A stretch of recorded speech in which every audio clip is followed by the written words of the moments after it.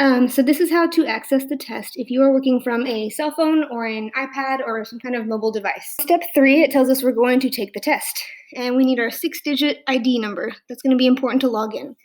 So on my device, my cell phone, I'm going to click on that and go open link, and then you see at the bottom the link pops up, and I can go to the test website.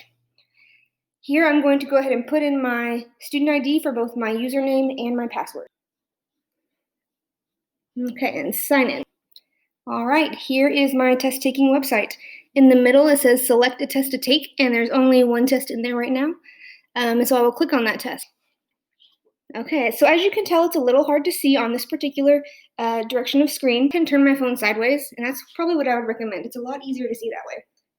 So now I can see the entire test, and I have all my features at the top that I can use on my test. So looking at those features really quickly, across the top it says color theme.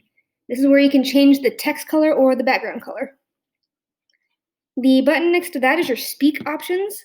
So you see anywhere you see the little head with the audio coming out of it, you can have it read aloud to you, okay? So those speak options, you can control the volume, the speed, and whether it's a male or female, you can slow that speed down of their voice right there, just by clicking left or right. Okay, next to that I have the zoom button, so I can click on that little microscope and zoom in and out. I want to see it bigger or smaller. Okay, so another cool feature we have here is to add a note. We can put notes to ourselves here to remember when we come back to check our work, or if you want to put a note to your teacher about your progress or what you're confused about so that they can maybe help you later in a tutorial or something like that, or in a Google Meet. So if I go to add note, let's say I'm not sure if this is supposed to be multiplication or division. I can either type that in here, or I can use the little speaker button on my keyboard, because I have an iPhone, to put that note here. I'm not sure if this is multiplication or division, period. Now I have a note for my teacher there. All right, a couple other features on our answer choices here.